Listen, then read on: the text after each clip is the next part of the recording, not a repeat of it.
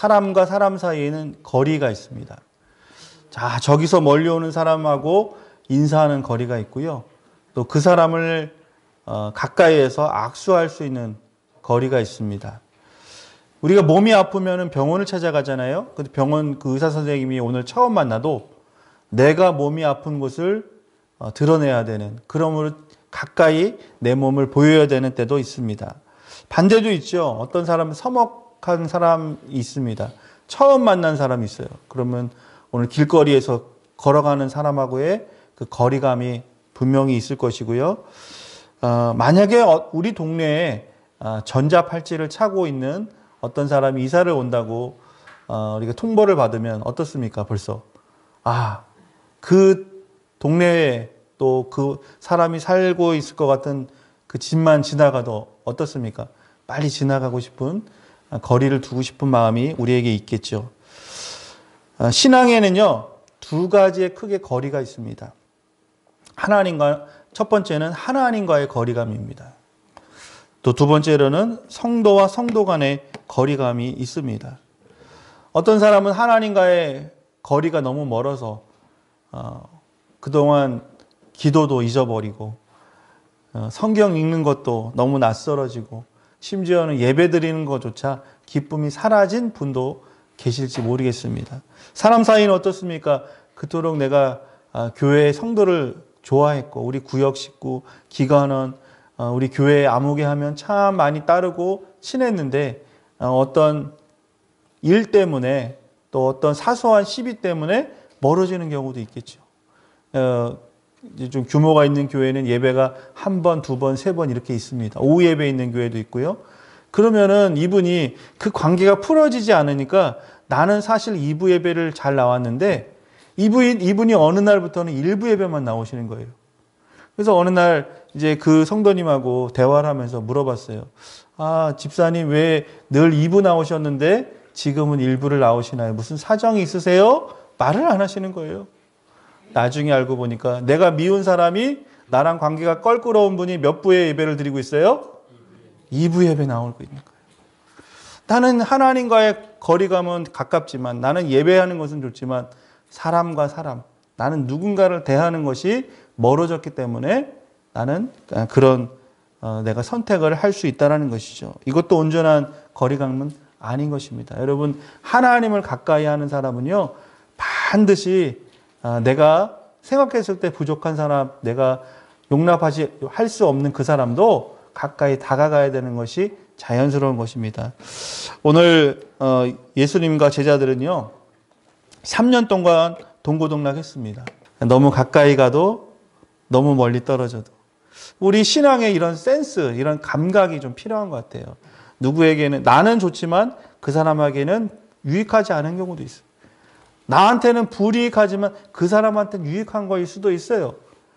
우리 성도 안에서, 교회 안에서 이런 것들을 서로 간에 또 저 사람은 어떤 사람일까? 저분은 어떤 것을 또 좋아하시고 어떤 것을 싫어할까? 이런 것들을 알아가는 것도 우리 신앙에 있어서 서로 도움이 되는 것 같습니다. 자, 오늘 본문 말씀은 마가복음 6장이에요. 예수님의 복음 사역이 활발하게 진행이 되고 있습니다. 예수님의 사역은 이 갈릴리라고 하는 호수에서 전개되기 시작하고 꽃을 피우기 시작했습니다. 예수님이 가시는 곳마다 병든 자가 고침을 받았고요. 귀신이 떠나갔고요. 놀라운 기적들이 매일매일 같이 일어나는 상황들이 오늘 마가복음에 계속 기록되어 있습니다. 자, 오늘 우리 56절 말씀이 주절인데요. 56절 말씀을 제가 우리말 성경으로 다시 한번 읽어드리겠습니다. 예수께서 가시는 곳이면 어디든지 마을이든 도시든 농촌이든 할 것 없이 사람들은 아픈 사람들을 시장에 데려다 주고 예수님의 옷자락이라도 만질 수 있도록 간청했습니다. 그리고 손을 댄 사람들은 모두 병을 나았습니다. 그러니까 예수님은 도시도 가셨어요. 이스라엘에서 가장 큰 도시는 남쪽의 예루살렘입니다. 예루살렘. 예수님은 예루살렘도 가셨어요. 큰 도시들도 우리가 알 수 있는 이 바닷가의 큰 도시들도, 그리고 거점 도시들, 그곳에 가면 많은 사람들을 만날 수 있는 그런 도시들도 분명히 다니셨지만 오늘 본문을 보니까 농촌도 다니셨다는 거예요. 예수님이 오늘 21세기 2025년도 10월 19일 날 복음을 전하기 다니신다는 가정으로 보면 우리 동산면 원창 1, 2도 오셨으리라 믿습니다. 예수님이 안 다니실 곳이 없는 거예요. 예수님이 발이 닿는 곳마다 기회가 있을 때마다 시간이 있을 때마다 예수님은 복음을 전하시고 병든 자를 고쳐주시고 그들의 아픔과 어려움을 다 귀담아 들으셨는데 예수님은 육신을 입으셨잖아요. 인간이잖아요. 그러니까 어떻게 몸이 10개라도 할 수가 없습니다. 그래서 사람들이 한 것이 무엇이냐면 시장을 어디니까 사람들이 많이 모이는 곳이잖아요. 그러니까 예수님이 시장을 지나가실 거다 생각하고 병든 자들을 특별히 그 시장 어귀에다가 다 데려다 놓은 거예요. 왜냐하면 그 중에는 다리가 아파서 몸이 성하지 않아서 나이가 들어서 자기 몸으로 다닐 수가 없는 사람들이 많았을 거 아니에요. 예를 들면 중풍병자는 혼자 걸을 수 없으니까 그 지인들, 친구들 4명이서 뇌 귀퉁이를 달아서 지붕을 뜯고 예수님 만나게 했던 그런 장면을 상상해 보십시오. 그러니까 자발적으로 간 사람도 있지만 그러지 못한 도움을 받고 시장 어귀에 가면 예수님이라도 만날 수 있지 않을까. 예수님의 얼굴이라도 예수님의 손이라도 한번 잡아보지 않을까라고 하는 그런 기대감을 가지고 오늘 많은 사람들이 예수님께 왔습니다. 우리 모두도요 반드시 예수님을 만나야 합니다. 우리도 스스로 해결할 수 없는 문제가 하나 이상씩 다 있기 때문에 그렇습니다. 어떤 분은 여전히 구원의 문제에 해결받지 못한 분도 있습니다. 성경에 보면 부자 청년이 그랬잖아요. 니고데모가 그랬잖아요. 우리가 봤을 때는 저 사람은 부러울 것이 없어. 저 사람은 떵떵거리면서 사니까 아쉬운 게 없을 거야. 여러분 반대로 생각하면 돼요. 우리가 생각했을 때 큰 부자 있잖아요. 그렇죠? 여러분 주변에 큰 부자, 또 TV에 나오는 많은 부를 갖고 있는 분들 부러울 게 없을 것 같습니까? 저 사람 같이 하루만 살았으면 좋겠다 그런 상상도 해보잖아요. 사실 근데요 그분들도 그분들 나름대로의 고충이 있다는 거예요. 그분이 갖고 있는 중압감 또 고민, 아픔은 우리처럼 평범한 사람들이 갖고 있는 그런 고통이 아니에요. 우리 모두는요, 우리가 생각했을 때 저 사람만큼은 문제 없을 거야 라고 생각하는 사람도 문제가 있을 것이고, 저 사람은 참 문제가 많을 거야 했는데 오히려 마음이 평안하고 기쁜 사람들이 있을 겁니다. 말하자면 사람은 겉으로 판단할 수가 없지요. 그러나 공통적으로는 우리 누구나는 마음 한켠에 해결되지 않는, 하나님이 아니고서는 결코 해결되지 않는 문제를 한 가지 이상씩은 다 가지고 살아가고 있습니다. 몸이 아픈 사람은 어떻습니까? 예수님을 만나야 된다는 거예요. 오늘 예수님이 만병의 치료자가 되고 계십니다. 너무 많은 사람들이, 환자들이 예수님을 찾아오니까 자신이 스스로 데리고 올 수 없는 사람은 부축해서 가족이나 이웃들이 일일이 예수님 앞에 기도를 받기 위해, 치료를 받기 위해 나오는 모습들을 우리가 볼 수가 있습니다. 자, 그런데 오늘 말씀에 보면 예수님의 옷자락이라도 붙잡고자 라고 이런 표현들이 나오고 있죠. 자, 당시의 사람들의 외투에는요, 저렇게 사진에 보이는 것처럼 그 끝부분이 이렇게 가늘은 술처럼 장식이 되어 있었습니다. 그러니까 말하자면 우리가 입고 있는 옷의 끝단이에요. 자, 여러분 끝단을 잡으려고 잡았던 것이 아니라 예수님을 좀 붙잡고 예수님을 좀 만져보고 예수님 앞에 내 상황을, 내 얼굴을, 내 형편을 드러내고자 했지만 예수님이 지나가시니까 마지막 잡았던 것이 뭐냐면 예수님의 옷자락이라는 거예요. 여러분, 이 예수님의 옷자락 외투 끝은요, 절박함을 얘기하고 있는 거예요. 12의 혈루병 앓는 여인이 예수님이 지나가십니다. 12살밖에 되지 않은 회당장의 딸이 죽었다는 소식을 듣고 예수님은 가시는 중이었어요. 그 사람의, 그 12의 혈루병 앓고 있는 그 여인의 상황이나 형편이나 이름을 알지 못하는 그런 가운데 가고 있었을지도 모릅니다. 자, 그런데 그 12의 혈류병을 앓았던 그 여인은 오늘 예수님이 지나가시면, 오늘 예수님을 만나지 못하면 내 병은 나을 수 없다라고 하는 절박함이 그 예수님의 옷자락을 붙잡았다는 것이죠. 여러분, 기회는 그렇게 우리가 생각했을 때, 우리가 생각하지 않은 때에 기회가 찾아옵니다. 그리고 그 기회는요, 우리가 생각하지 않았을 때 우리를 떠나갑니다. 그러면 누가 기회를 잡습니까? 준비한 사람이 기회를 잡는다는 거예요. 예수님이 이 마을에 오신다, 이 앞을 지나가실 거라, 그러한 정보, 그러한 기대감, 그리고 예수님이 지나가시기만 하면 나는 예수님을 붙잡을 거야 라고 하는 그런 마음의 준비, 기도의 준비, 그런 절박함이 만났을 때 예수님을 만났다라는 거예요. 여러분, 아무 기대도 없이 오늘 주일날 나오신 분과 오늘 주일날 어떤 말씀을 주실까?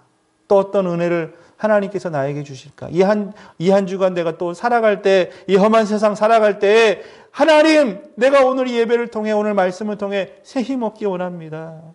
좀 위로받고요, 격려받고요, 하나님의 정말 마음을 내가 부여받기 원해요. 하나님 만나기 원해요. 기도하는 분하고 여러분 어떤 차이가 있을까요? 저는 하늘과 땅 차이라고 생각합니다. 오늘 이 마가복음 6장에 나오는 이 사람들, 예수님의 옷자락이라도 붙잡고자 그 시장 어귀에서 예수님을 기다리고 있는 거예요. 12의 혈류병 여인도 마찬가지입니다. 그 기대감, 하나님을 향한 절박함, 주님을 찾는 그 마음이 결국 예수님의 마음을 움직이게 됐고 치유받는 역사가 나타났다는 것입니다. 여러분, 구약에서는 거룩이라고 하는 단어가 굉장히 중요한 단어입니다. 거룩이라는 단어. 자, 이 거룩이라는 것은 왜 계속적으로 나오느냐면은 정결한 것, 깨끗한 것과 부정한 것은 항상 구분되는 거예요. 이것이 바로 거룩이라는 거예요. 자, 다시 한번 말씀드립니다. 깨끗한 것과 더러운 것을 구분하는 것을 거룩이라는 거예요. 자, 예수님은 거룩하신 분이죠. 거룩하신 분 중에 거룩한 분이에요. 자, 12의 혈류병을 앓았다라는 것은 무엇이냐면 무언가 부정하다는 거예요. 부정한 여인이에요. 그러니까 부정하다는 말은 여러 가지 의미가 있잖아요. 죄를 지었다, 뭔가 잘못했다, 이 사람 정말 몹쓸 사람, 그러니까 사람들로부터 자연스럽게 떨어지게 되죠. 거리감을 두게 되죠. 아마 그의 가족들도, 그의 친구들도, 그의 친한 사람들도 한 해, 두 해, 3년, 4년, 12년 동안 혈루병, 그 여인으로서 유출병이 나는 그런 말할 수 없는 그 내면의 고통과 아픔, 그리고 정말 일반적인 사회생활을 할 수 없는 사회로부터 고립되고 하나님마저 나를 버렸다고 하는 그 절박한 가운데 예수님을 만나는 상황이 벌어진 거예요. 자, 거룩한 것과 부정한 것이 만나면 오늘 이 거룩이 깨어지는 거예요. 자, 그런데 신기한 일이 일어납니다. 이 부정한 여인이 거룩한 예수님을 붙잡으니까 어떤 일이 벌어졌습니까? 이 여인의 12년 동안 앓았던 혈류병이 그 즉시 나았다는 거예요. 할렐루야. 그리고 건강해졌어요. 회복됐어요.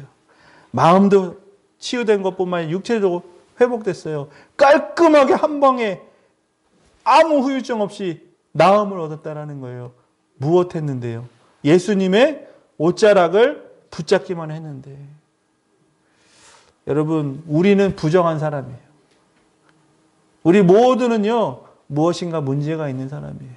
말할 수 없지만, 다 표현할 수 없지만, 얼굴은 웃고 있지만, 사실 우리 그렇게 만만한 인생 살아가는 거 아닙니다.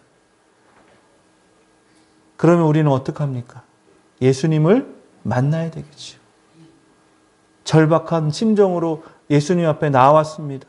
오늘 그냥 여러분 나오신 분 아무도 없어요. 우리 나름대로는 오늘 이 시간을 기대한 거예요. 오늘 이 자리까지, 여러분 이 깊은 시골까지 어떻게 들어오셨습니까? 하나님이 나를 꼭 이곳에 오게 하신 이유가 있다라는 것이죠. 56절 말씀. 오늘 그 시장어기에 사람들이 예수님의 그 옷 마지막 한 자락이라도 그 옷을 하나라도 붙잡으려고 했던 그 절박함의 결과가 무엇입니까? 다 성함을 얻으니라. 그 병이 나았다라는 거예요. 여러분, 내 삶의 문제가 어떤 것이든지 예수님 앞에 가지고 나오면, 예수님을 붙잡으면, 예수님 앞에 매달리면 우리의 삶의 문제도 모두 해결될 줄 믿습니다. 오늘 시간도요, 여러 가지 이유로 예배를 통해 예수님 앞에 예수님을 만나기 위해서 우리 모두는 나왔습니다. 육신의 눈으로 예수님을 볼 수는 없지요. 그러나 영적인 눈을 뜨고 보면 오늘 이 시간도 살아계시고 역사하시며 나의 삶의 문제를 붙들고 계시는 주님을 만날 수 있습니다. 여러분, 그 주님 곁으로 가까이 가시기 바랍니다. 이 사람들 중에는 내 문제가 산같이 큰데도 예수님을 찾아가지 않은 사람들도 분명히 있었을 겁니다. 그렇겠죠? 내 문제가 너무나 심각한데도 예수님? 아니, 그 사람이 누군데? 아유, 예수님, 그 사람도 인간, 나사렛에서 나신 분인데, 마리아의 아들인데, 내가 동네에서 아는 사람인데 그 사람이 무슨 병을 고쳐? 하면서 무시하고 인정하지 않은 사람들도 분명히 있었을 거예요. 그 사람들은 나을 수 없었습니다. 여러분, 우리의 삶의 문제가 다 육신의 질병으로 귀결되지는 않지만 하나님 앞에 우리의 마음을 열고 우리의 육신의 연약함을, 우리의 부족함을 하나님 앞에 아뢰는 이 귀한 시간 되기를 소망합니다. 아멘. 오늘 출애굽기 15장 26절에 하나님은 우리에게 분명히 말씀하십니다. 나는 너희를 치료하는 여호와임이라. 여러분, 내 삶의 문제를 치료하신다고 분명히 말씀하시는 분은 하나님 한 분밖에 없어요. 여러분, 불교에서 사람을 치유한다고 말합니까? 이슬람에서 나는 너를 치유하는 하나님이다라고 말하는 어디 구절이 있습니까? 이 세상 어떤 신도 어떤 누구도 나는 너희를 치료한다라고 말할 수 있는 존재는 하나님 한 분밖에 없습니다. 여러분, 그렇다면 그 유일하신 그 하나님 앞에 나를 만드셨고 오늘 나를 지키시고 나를 새롭게 하시며 하나님 나라로 나를 지금도 인도하시는 그 하나님 앞에 나의 연약함, 부족함, 해결할 수 없는 인생의 문제, 주님, 그 문제를 사람 앞에 말하기보다는 하나님 앞에 기도로 아뢰시기를 바라겠습니다. 말라기 4장 2절 말씀에 내 이름을 경외하는 너희에게는 공의로운 해가 떠올라서 치료하는 광선을 비추리니 너희는 나가서 외양간에 나온 송아지같이 튀리라. 아멘. 여러분, 치유의 광선이라는 것은 참 우리가 어떻게 보면 이해하기가 어려운 것이죠. 오늘같이 맑은 날, 가을에 이 깊어가는 저 태양빛이 우리를 비추잖아요. 그렇죠? 그러면 식물이 어떻습니까? 살아나잖아요. 사람은 어떻습니까? 비 오는 날보다는 더 밝아지잖아요. 이게 실질적인 우리한테 변화되는 것 아닙니까? 그런데 하나님은 저 태양보다 더 밝으신 분이에요. 저 태양을 만드신 분이에요. 그러면 우리를 아시는 그 하나님이, 여러분, 우리가 물리치러 가면 적외선 이렇게 좀 쬐가지고 1시간, 2시간 조금 찌릿하면 낫는 거 그 정도가 아니라 하나님은 오늘 말씀으로도 오늘 그 믿는 믿음의 분량대로 시간과 공간을 초월해서 오늘도 말씀하시는 하나님을 바라보시기를 바랍니다. 예수님이 십자가 고난과 죽음을 통과하셨습니다. 이기셨습니다. 여러분, 그러므로 말미암아서요, 우리가 예수의 십자가를 바라보고 믿는 자들은 죽음을 뛰어넘을 수 있고요, 우리의 모든 질병을 예수님께서 다 맡아주셨다라는 것을 믿을 수가 있습니다. 여러분, 예수님은요, 그 모든 나의 눈물과 나의 아픔과 인간의 지혜와 능력으로 해결할 수 없는 그 모든 것을 오늘 내려놓기를 원하십니다. 어떤 분은 예수님의 제자들처럼 오늘 풍랑을 만나서 배가 뒤집어질 것 같은 고통 가운데 계신 분도 계시잖아요. 그렇죠? 예수님이 어디 계실까?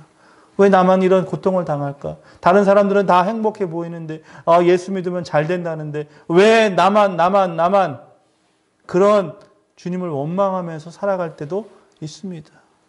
여러분, 아침 안개가 눈 앞 가리면 그런 복음성가처럼 안 보이잖아요. 예수님이 어디 계십니까? 기도를 해도 허공을 찌르는 것 같고 혼자 그냥 연부르는 것 같은 그런 심정으로, 그런 우리가 기도할 때 점점점 하나님과의 거리감이 멀어집니다. 기억하십시오. 여러분, 내가 주님을 보지 못하는 것뿐이지 내 근심 때문에, 불신앙 때문에 하나님이 안 보이는 것이지, 여러분, 그 풍랑 속에서도 예수님의 시선은 제자들을 향하고 있다는 것을 기억하시기 바랍니다. 아멘.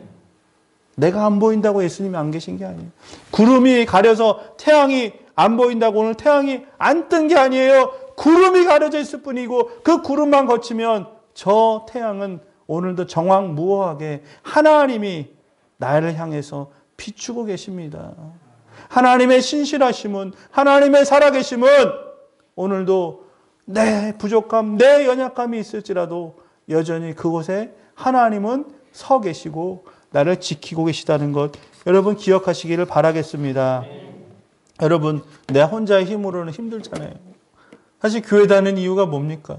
나 혼자 교회 오늘 유튜브 틀어놓고 예배드리면 안 되는 거예요? 오늘 우리가 교회를 다니는 이유 중에 하나는요, 교회는 생명의 공동체입니다. 서로 연합해서 하나 돼서 하나님의 뜻을 이루고 있는 거예요. 사도행전 12장 말씀에 보면 이 복음이 확산되는데 이 교회에 고난이 찾아옵니다. 야고보의 그 요한의 형제 야고보가 순교를 당하는 일이 생겼어요. 그러니까 사람들이 술렁술렁거리는 거예요. 아, 잘 됐다. 그러니까 이 로마에서 무슨 방법을 썼냐면 제자들의 수장인 베드로도 감옥에 가둬버리는 거예요. 그리고 네 패로 나눠서 이 감옥을 지키기 시작합니다. 보통은 두 사람이서 오른쪽 왼쪽에서 죄수를 간수가 지키게 돼 있어요. 오른쪽 왼쪽에서.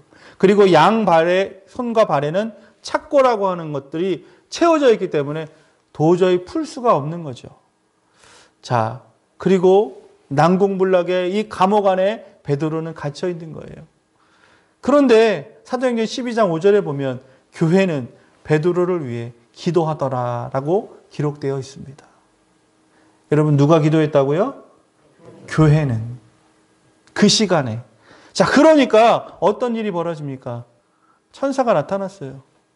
그리고 간수들의 눈을 다 멀게 합니다. 착고가 풀어졌어요. 첫째 문, 둘째 문, 그리고 모든 문이 다 풀리고 찾아갔는데 그곳이 바로 야고보의 어머니 마리아의 집에 다다르게 됩니다. 문을 두드려요. 그랬더니 거기 여자 하인이 나옵니다. 이름이 로데예요. 나이가 베드로입니다. 지금 풀려났어요. 그랬더니 처음에 믿질 않는 거예요. 자기네들이 기도해놓고 베드로가 풀려나게 해주시옵소서 했는데 실제로 풀려나니까 믿지도 못한 거예요. 자, 어쨌든 문을 열고 들어가 보니까 거기에 모인 무리의 사람들이 베드로를 위해 교회가 간절히 기도하고 있었다는 거예요. 여러분, 어떤 사람의 문제가, 우리 성도의 어려움이, 내 고통이 내 고통으로 끝나면 여러분, 그건 아무것도 아니에요. 그건 교회라고 말할 수가 없는 거예요. 누군가 나를 위해서, 또 이곳에 있지 않지만 그 어떤 성도님을 위해서, 그 성도님의 아픔과 어려움을 위해서 교회는 계속적으로 기도하고 있습니다. 바울은 어떻습니까? 바울의 선교의 환경은 녹록지 않았습니다. 날마다 위험과 가난, 질병과 죽음이 도사리는 것을 정말 헤치며 나아갈 때 바울을 위해서 그 뒤에서는 예루살렘의 교회와 그가 세웠던 많은 교회와 그 성도들이 끊임없이 지치지 않고 멈추지 않고 바울의 사역을 위해 기도했다라는 거예요. 여러분, 이 구암교회를 섬기고 있는 저를 위해서도 더 많이 기도해 주시기를 부탁드리겠습니다. 저희 가정을 위해서 기도를 해 주시기를 부탁드리겠습니다. 저는 여러분들을 위해서, 우리 가정들을 위해서, 장로님, 권사님, 집사님, 성도님, 오늘 처음 나오신 성도님 한 분을 위해서도 매일매일 기도하겠습니다. 여러분, 우리가 또 한 가지 관심 가져야 될 것이 있습니다. 그것은 무엇이냐면요, 이 자리에 있지 않은 지체들을 한번 생각해 봤으면 좋겠어요. 신앙생활을 우리가 열심히 하다 보면 일과 사람에 치일 때가 있어요. 그렇죠? 그리고 또 내 자신의 부족함을 느껴서 실망할 때도 너무나 많이 있습니다. 늘 곁에 있었던 그분, 매주 나오셨던 그 한 분이 한두 주 안 보이면 걱정이 됩니다. 왜 안 나오실까? 무엇 때문에 못 나오신대요? 무엇 때문에 안 나오신대요? 그러면 전화도 드리고 찾아가 보기도 합니다. 어떻게 보면은 그분이 정말 교회에 나올 수 있도록 우리 모든 전심을 써가지고 그분이 교회에 다시 나올 수 있도록 힘을 쓰기도 합니다. 그러다가 우리 자신들도 지치게 되면 자연스럽게 멀어지는 거죠. 언제 그분이 우리 교회를 나왔나 하면서 마치 누가복음 15장에 나오는 잃은 양과 같은 존재가 되어버렸다라는 거예요. 지금은 우리가 99마리가 있기 때문에, 지금은 우리 안에 서로가 충분하다고 생각하기 때문에 그 잃어버린 양이 지금 어느 깊은 골짜기를 지나갈 수도 있고, 맹수의 공격을 받을 수도 있고, 혼자 외로워서 정말 다시 오고 싶지만 오지 못하는, 그 용기 내지 못하는 그 마음으로 졸이며 살아가는 분들도 계실 수 있다라는 거예요. 자, 이제 다음 달 11월 16일이 되면 추수감사절입니다. 이제 한 달도 채 남지 않았습니다. 한 해의 갈무리를 하면서 우리가 하나님과의 관계가 멀어진 부분이 있다면 다시 한번 우리 자신들을 하나님의 말씀의 거울에 비춰봤으면 좋겠습니다. 내가 하나님의 은혜를 받은 주님의 자녀인데, 구원받은 하나님의 자녀인데 왜 내가 말씀과 지금 멀어져 있는가? 왜 기도하는 것이 부담스러운 것인가? 또 성도님들을 만나는 것, 예배하는 것, 모이는 것, 이 모든 것이 귀찮아지는, 힘들어지는 그런 상황들이 있다면 이제는 다시 한번 우리의 옷깃을 여미고 하나님께 한 걸음 더 나아가는 추수감사절 이 기간들이 되시기를 축원하겠습니다. 아멘. 잃어버린 양들 너무나 많습니다. 제가 부임해서 또 부임하기 전에 우리 교회를 출석하셨던 분들, 정말 그분들의 다시 한번 안부를 묻고 그분들을 방문하고 그분들의 상황과 형편들을 위해서 우리가 베드로가 마치 감옥에 갇혔을 때 교회가 기도함으로 그 모든 문제들이 다 풀려진 것처럼 그분들을 위해서 기도하는 이 한 달의 시간들이 되기를 소망합니다. 우리 그 한 영혼들을 품고 이 시간 함께 기도하도록 하겠습니다.